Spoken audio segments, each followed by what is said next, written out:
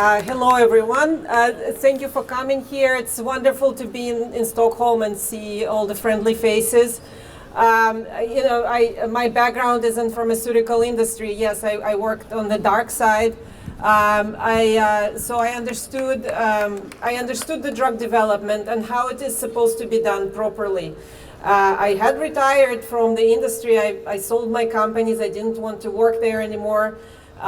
Before 2020, and when this COVID so-called pandemic came around, I was very confused. I could not understand why the public health officials and agencies whom I trusted before, and I thought that they were staffed with professionals, started all of a sudden saying total lies on media and absolute garbage, and I knew that they were lying, and yet they were continuing to lie. And so that was a big confusion for me. I could not understand. I started looking into, when they started pushing the mRNA technology as vaccination, as prophylactic vaccination, that became a really turning point for me, where I needed to look into data for myself. And because I knew that that was an inherently dangerous technology. It had been in development for a long time and always failed, could not reach the market commercially.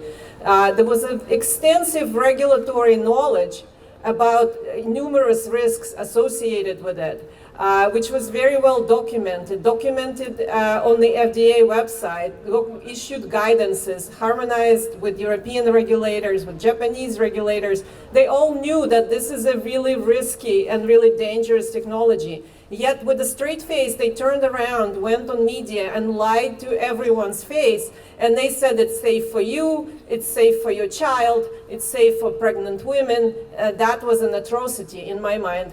I started looking into public safety data, vaccine adverse events reporting system, and that was my first look into it, and I became shocked, and I realized that these products were not even manufactured to any standard that exists for a pharmaceutical product or medical product.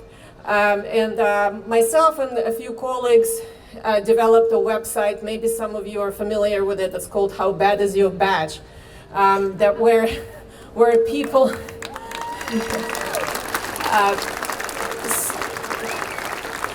so people could go and look at the badge number that they were given at vaccination center and could see how many adverse events and deaths it caused. And that became one of the, we call best red pilling tool for your family and friends. And so from there, I realized, and eventually through, I'll make a long story short, I realized that in reality, all of this development, product approval, pharmaceutical approval, and clinical trials was a farce. It was a farce and theatrical performance to fool the public into believing that they were given a medical product or a pharmaceutical product that was really safe and effective to the evidentiary standards that we expect from the pharmaceutical products. In reality, it was a lie. It was a military attack, essentially. It was a war on people using healthcare as a weapon, using healthcare protocols in the hospitals to falsely diagnose somebody with COVID using false and unvalidated PCR technology over cycle to ridiculous number of cycles where just about anything could be diagnosed as COVID.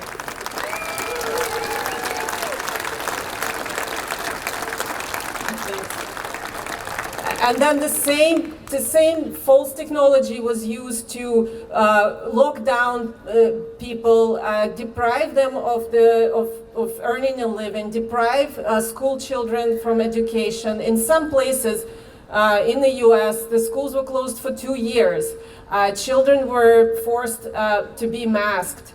Some children, little kids couldn't see faces for 2 years. This is insane.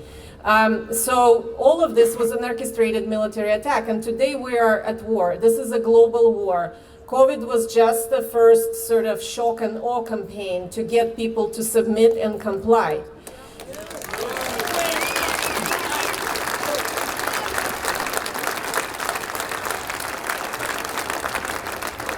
And as my colleagues have been saying here, what they have done based on purely recommendations, now they want to enshrine into international law. And this cannot stand. We need to realize that actually, we've tried, my colleagues and I tried going into US Congress and state legislation places and file cases and try to fight in court. And I'm sure many of you have done so too. You're realizing how everybody is bought. WHO has tentacles everywhere. They're all paid off. And it seems like it's, some insurmountable obstacle. That's not true. Power belongs with us. We need to realize nobody's coming to save us.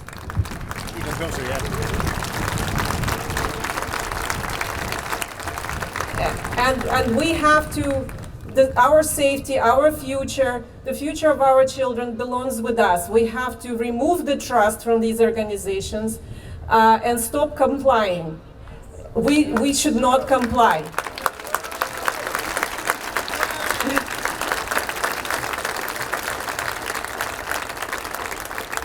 And I thank you for your support and thank you for friendly faces and being welcoming here. Thank you.